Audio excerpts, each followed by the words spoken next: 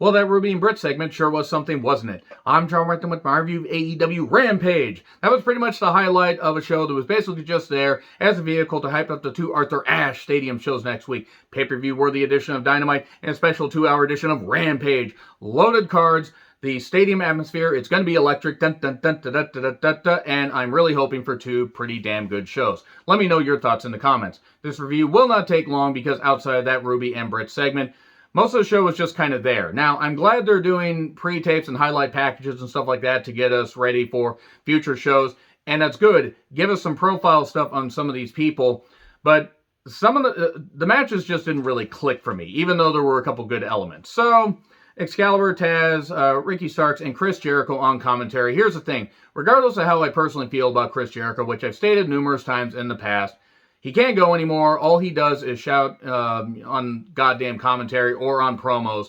And a four-man booth is just too goddamn busy. Ricky Starks is a great promo and can provide some good insight. And all Jericho does is yell at clouds. That's all he fucking does. It's goddamn ridiculous. So anyway, Butcher and Blade with the Hardy family orifice. Really the only one they needed there was the Bunny because she adds to the package. Taking on the Lucha Bros with Alex Abrahantes, AEW Tag Team Championship match. I have a question. Nothing against Butcher and Blade. I think they're a fine team. What have they done to deserve a AEW tag title shot? They just suddenly decide, hey, we just won one? Oh, okay, yeah, we'll do that. We had a brief association. Let's just do that. It was the usual because you're going to get that with Lucha Bros. And I like the Lucha Bros, but you have to just, understand what kind of match you're going to get with them. Jericho just continues to be terrible on commentary. After being good for a while, like during the pandemic era, now he has just evolved into being the old man that just yells and screams and everything like a drunk uncle at a wedding. Kind of fits for his singing. So we get dives and stuff. At one point, Taz says there's something going on with the right knee, leg, and foot area of Penta. Great anatomy there, Taz. Great anatomy analysis. So anyway, we get a flippy German by Phoenix for 2. Then later, Blade ties the tails of Penta's mask to the ropes, and then he unties that, covers his face, hits a super kick, and then Phoenix hits a Hurricanrana pin 1, 2, 3. Then we get an aftermath, because of course we get a fucking aftermath. Hey, here's Private Party, and they're attacking, and then Santana Ortiz coming down. They run off 7 heels. Now, granted, the Hardy Family Orifice is one of the worst stables in wrestling today, but man, that really says something where it's like, okay, Santana and Ortiz are a great team, but there's 7 of us and 2 of them, but whatever. Okay, let's just fucking do that. So then Omega and Bryan have a pre-tape. I can't take Omega and Cal seriously when they're in those suits. When Omega tries to be serious, he's okay, but he's not the god of pro wrestling, in my personal opinion. Bryan just wanted to challenge the best, and that's basically the gist of this whole thing. Anna Jay with Ty Conte took on the Bunny with Penelope and also Matt. And look, Anna Jay has potential, and she's coming back from this injury, and she's got something. The Bunny, she is what she is. She is never going to be that good in the ring. She's been wrestling for a while. She's got a great look, and she has, some good personality. This just didn't click for me. I did like how they did try to start hot and heavy with some fisting action. I always love to see that between 2 women. Always delete search history.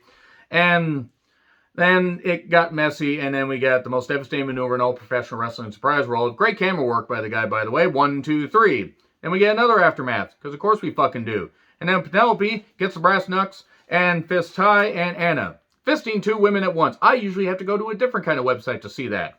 And pay a lot of money to do that. So, moving on from that, Hobbes says that he is going to lay Punk out again next Friday.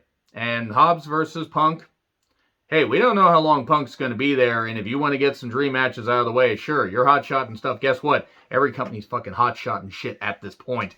So, it is what if I'm going to criticize one company, I got to criticize the other.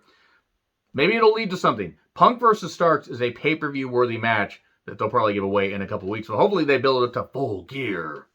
So anyway, Shivani's there with Matt Hardy and Jack Evans. Apparently Matt can just make matches. Matches, if you will, if you see what I did there. Really terrible pun there. He says Penelope's going to take on Anna Jay, and then the Lucha Bros, Santana and Ortiz are going to compete in an 8-man tag. It turns out it's going to be against Private Party and Butcher and Blade. Why? I don't know. Matt's a better matchmaker than he is a goddamn wrestler at this point, especially in 2021. He's certainly a better matchmaker than he is a goddamn promo. And he points to some Orange Cassidy fan, a guy that I would have said looked like Conrad Thompson, except this guy looked like he had personality and didn't make me just want to goddamn vomit at the mere sight of him. This guy was in Orange Cassidy, gear and everything. He does a thumbs up thing. And then they glom him. Obviously, he's a plant. And they cut off his ponytail and they start to shave his head because Matt is bound and determined to take Orange Cassidy's hair for some reason. And in Orange Cassidy, his music eventually hits. He eventually makes his way to the ring after the guy basically gets a John Tenton 1996 haircut. Deep cut there for WCW fans, any wrestling fans, quite frankly. This was bad. And it's not even anything against Orange Cassidy. I know he's supposed to be laid back and stuff like that. I just don't care about Orange Cassidy versus Matt Hardy and a hair versus hair match. Well, Matt will get his head shaved and it will match his receding in-ring abilities, which have really been receding, quite frankly, for the last about, I'd say, 10 to 12 years. So, Britt and Ruby face off. I gotta say, good stuff here. Yes, they were the digs and everything and the typical stuff like, oh, this company, and stuff like that. But these women took this seriously and it was like, firing back, it was like a roast and everything. It was as good as it could get. And this is one of the better promo segments they've had between the women because Britt is really over. Ruby has finally been she's been, able to just show her creative freedom and do some stuff. Britt does get, shot in and everything. She gets her shots. And Ruby says, I know who I am. I just haven't had the freedom to prove it. And then Ruby, Soho, DMD chants. And then she says, on the surface, you look like every other broad that I've faced, in the ring. Entitled, self-centered, and banging someone in the back. And Britt just has this goddamn smile. Just so... that was good. That was good shit. That's how you play that shit off. That was really well done. And the crowd popped in like, you call yourself the runaway, but you didn't run away. You got fired. It's like Ruby's like, no, she has a point. She says, you see this, and I'm shocked you can see anything with your head so far of Tony Khan's ass. And that's too much. Cat fight! And they brawl and everything. Ruby's not going to win next week. I'm not saying I wouldn't want to see Ruby win, but after they built up Britt losing to Ruby on free television especially, I don't know if it'd be the best. They kind of wrote themselves into a corner, so they're probably going to have shenanigans. So anyway, maybe they're going to have Riho turn on Ruby because, Riho's here. Riho's dead. Yamcha's here. Yamcha's dead. Anyway, Del Sol is betting his new car. I don't know whose car that was. I mean, maybe it's Del Sol's car. I don't know why he would have bet his new car against Miro's TNT Championship. Why? Who knows? Miro did say, I'm only taking this because I enjoy celebrating victories with my God up high and my wife down low. This is exactly the kind of Miro that we have wanted to see. This is the kind of Miro many have enjoyed seeing. I love this. This is good shit. He's having a goddamn blast. And then we get we get the Stadium Grand Slam, rundowns and everything. Wrestle Grand Slam was a New Japan thing for Dynamite and Rampage. And then we get Miro versus Del Sol. Now Del Sol targeted the neck and everything, and at one point had fans help keep him on the barricade. And then we get some wrestles during the break. We do get some stomps to the neck, targeting the neck. The neck of Miro or whatever. I was trying to come up with a different word for it, but basically Miro's sensitive neck.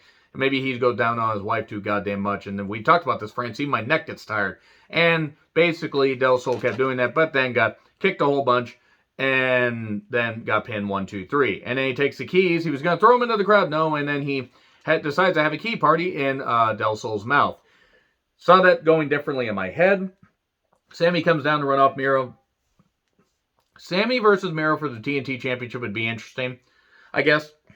Maybe we're going to revisit Eddie Kingston versus Miro for the TNT title at some point. Who knows? Not a bad show overall. It got better. But this is one where it's like, okay, it kind of proves that they're just kind of putting leftovers on there. And this is really just a way to get us to, Dynamite and Rampage next week. Then those are going to be pretty goddamn fun. Let me know your thoughts in the comments. Like, share, subscribe, Twitter handle in the description. I'm John Retlin. I'll see you soon.